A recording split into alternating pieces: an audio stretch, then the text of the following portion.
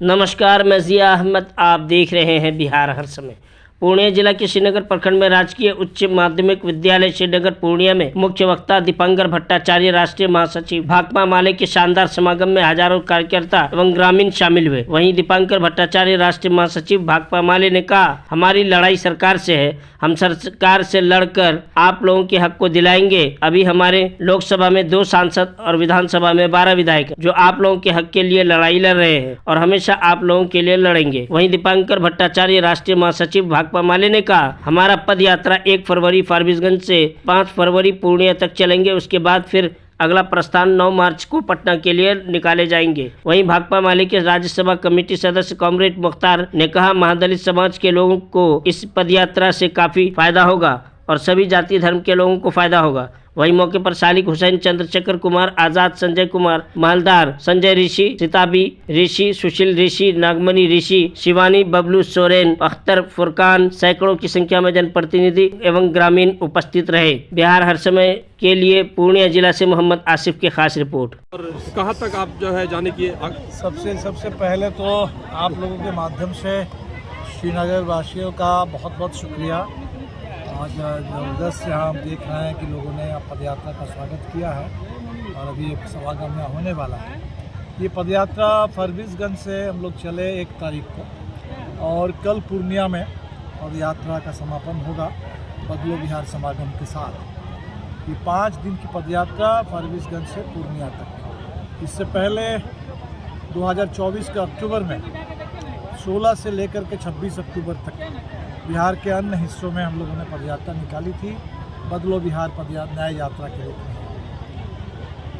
आज जो स्थिति है बिहार में, हर तबके के लोग परेशान हैं। मुद्दे अलग अलग हो सकते हैं। नौजवान रोजगार को लेकर परेशान है, महिलाएं बिजली बिल को लेकर के परेशान है, जो माइक्रो फाइनेंस कंपनियों का दबाव है, कर्ज में एक तरीके से लोग फंसते चले जा रहे हैं, जो समूह में से जुड़ी हुई महिलाएं हैं उनके लिए भी कोई उनको उससे फ़ायदा नहीं हो रहा है। जो गरीब है वो तो ज़मीन से बेदखली का पूरा खतरा झेल रहे हैं। भूमि सर्वे के नाम पर हमने देखा कि बड़े पैमाने पर गरीब सशंकित है। सुपौल में हमने सुना कि किसान बिना मुआवजा दिए सड़क के चौड़ीकरण के नाम पर ज़मीन कब्जा हो रहा है, मकानों को बुलडोजर से ढहा दिया जा रहा है। एक किसान ने बताया कि 50-50 लाख का जो मकान बना हुआ है उस मकान को बिना किसी मुआवजा ढहा दिया गया। तो पूरे बिहार में हर तबके के लोग परेशान हैं, लेकिन जो सरकार है उसका कोई लेना देना जनता से नहीं है, जनता की परेशानी से नहीं है। तो नीतीश जी इस समय प्रगति यात्रा पर हैं।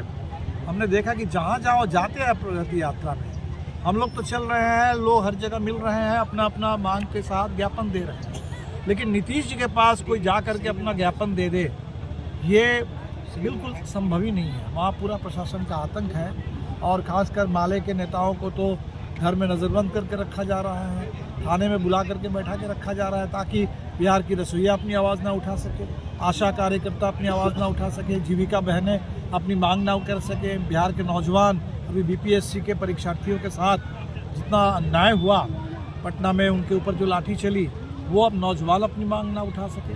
तो इसलिए हमारी जो कोशिश है कि सरकार जब किसी की बात सुन नहीं रही है, तानाशाही थोपने पर आमादा है, एक तरह से सुशासन के नाम पर अब बिहार में पुलिस और अफसरों का राज कायम हो गया है, भ्रष्टाचार चरम पर है, न्याय के नाम पर अन्याय चल रहा है, तो ऐसे दौर में बिहार को बदलने के लिए आम लोगों को ही आगे आना होगा।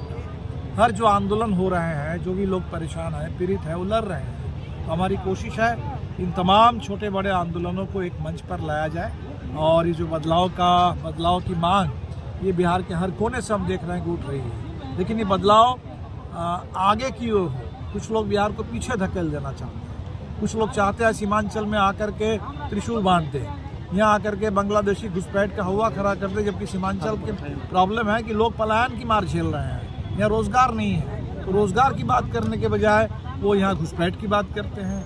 जो बच्चे कह रहे हैं कि भाई स्कूल हमारे बंद कर दिए जा रहे हैं और स्कूल चाहिए, बेहतर पढ़ाई चाहिए, स्कूल के बजाय वो त्रिशूल बांट रहे हैं यहाँ। तो ये जो पूरे सीमांचल में खासतौर पर एक खतरा है कि झूठ और यहाँ नफरत और हिंसा का माहौल बनाने की कोशिश है और पूरे बिहार को भी शायद उत्तर प्रदेश की तर्ज पर बीजेपी की सोच है कि यहाँ बुलडोजर राज थोप दिया जाए। तो हमें लगता है कि बिहार को आगे बढ़ना है, बल्कि झारखंड का उदाहरण हमारे सामने है। झारखंड में भी भारतीय जनता पार्टी ने ही कोशिश की थी उन्माद का माहौल पैदा कर दिया जाए, लेकिन झारखंड के लोग अड़े रहे, महिलाएं अड़ी रही कि हमें अपना हक चाहिए, और वहाँ महिलाओं को 2500 रुपये मिलते हैं। 200 रुपये 200 मदद क्यों नहीं? जो सरकार ने खुद घोषणा की थी 2-2 लाख उन तमाम 94 लाख परिवारों को देने की, वो अभी तक क्यों नहीं पूरी हुई? तो इन्हीं मांगों को लेकर के हम कर रहे हैं। और इसके साथ जो आज यहाँ हम संविधान बचाने की बात कर रहे हैं, आपने देखा होगा संविधान के 75 साल पूरे होने के मौके पर संसद में खड़े होकर के, इससे ज़्यादा शर्म की बात क्या होगी, संसद में खड़े होकर के देश के गृह मंत्री बाबा साहब अम्बेडकर के बारे में अपमानजनक टिप्पणी करते हैं। अभी महाकुंभ में हमने देखा कि लोगों की आस्था का कुंभ है, लोग जाते हैं, लेकिन आम लोगों के लिए इंतज़ाम नहीं, वीआईपी के लिए इंतज़ाम है। आम लोग वहाँ 50 की संख्या में कम से कम लोग मर गए, 100 से ज़्यादा लोग घायल हो गए। इस पर कोई जिम्मा लेने के लिए तैयार नहीं है, कोई बात नहीं हो रही। सर, महाकुंभ को लेके क्या? महाकुंभ में आपको पता होगा कि वहाँ अब हिंदू राष्ट्र के संविधान के नाम पर एक मसविदा पेश कर दिया गया है। तो सुप्रीम कोर्ट को तो संज्ञान लेना चाहिए।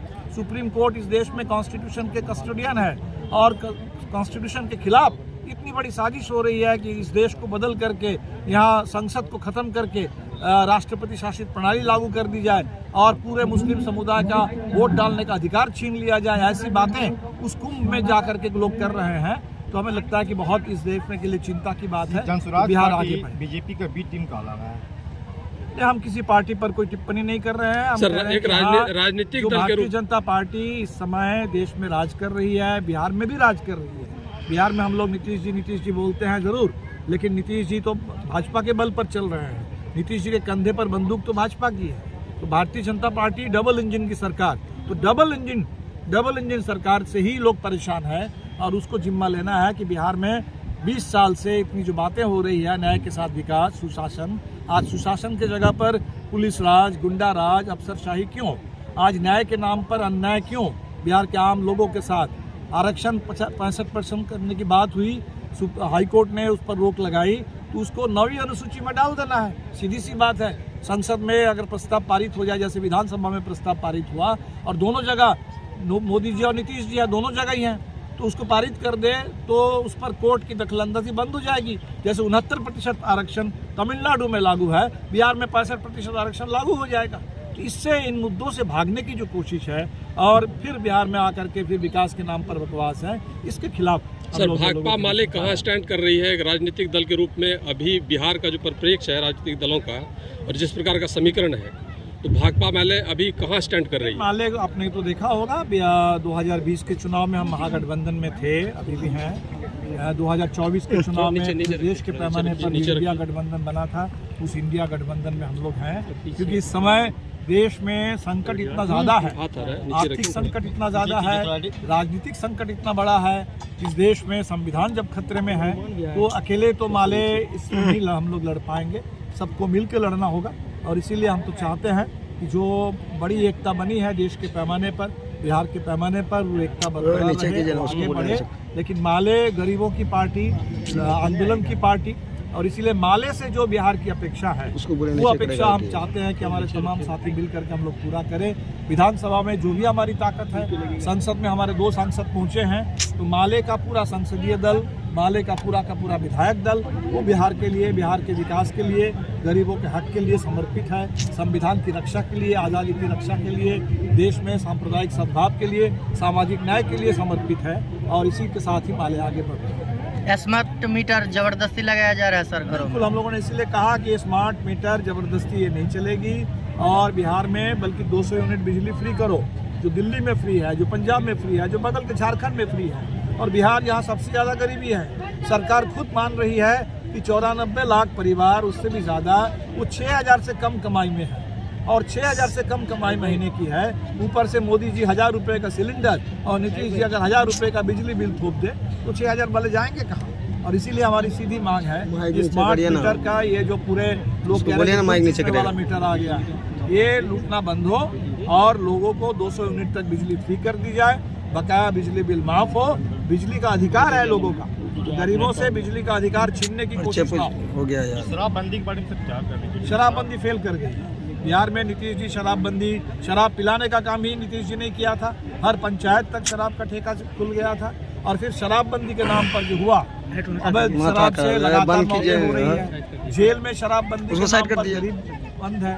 एक भी शराब माफिया पर बिहार में कहीं कोई कार्रवाई नहीं। तो जहां शराबबंदी का नारा है और शराब की होम डिलीवरी है, मैं तो मानता हूं कि शराबबंदी का नारा एक तरफ से बिल्कुल फेल हो गया जी। एक तरफ से नीतीश कुमार कह रही कि बिहार में शराब पूरी तरह से बंद है, आए दिन शराब मिलती रहती है और आए दिन लोग इस तरह मरते रहता है शराब की वजह से। इसीलिए हम कह रहे हैं कि शराबबंदी फेल कर गई और इसीलिए इस पर पुनर्विचार होना चाहिए और शराब माफिया पर कार्रवाई हो और बिहार में जिन गरीबों को जेल में बंद करके रखा गया है शराबबंदी के नाम पर, तत्काल उन तमाम गरीबों को वहाँ से रिहा किया जाए। शराबबंदी की नीति पर सरकार इस पर जरूर पुनर्विचार करे, क्योंकि कोई भी नीति सुनने में तो अच्छी लगती है, लेकिन कोई भी बात सुनने में अच्छी लगे लेकिन अगर जमीन पर वो लागू ना हो और उसका उल्टा परिणाम निकले तो जरूर उसका पुनर्विचार होना चाहिए। आपका परिचय सर? मैं दीपांकर।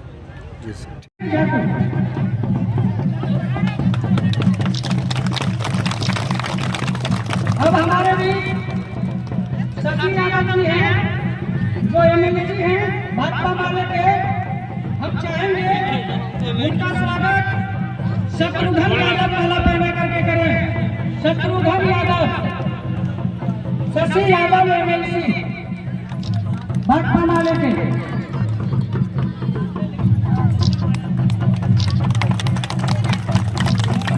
मीना तिवारी जी हैं जिनका स्वागत डब्ल्यू जी करेंगे माला पहना करके। सुजीत आनंद जी, चुन बेटा, ये दोनों दीपांकर भट्टाचार्य जी को माला से स्वागत करेंगे, माला पहना करके।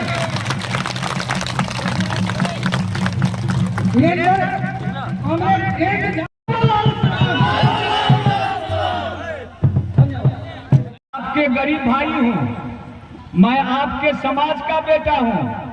मेरा घर बगले में है रानी बाड़ी। सुनिए ना, उधर चलिए ना, बैठिए जाइए ना, सब आदमी बैठ जाइए, बैठिए जाइए, चलिए ना, उधर जगह है, काफी जगह है उधर, बैठ जाइए, बाद में जगह नहीं मिलेगा, उधर चलिए ना, उधर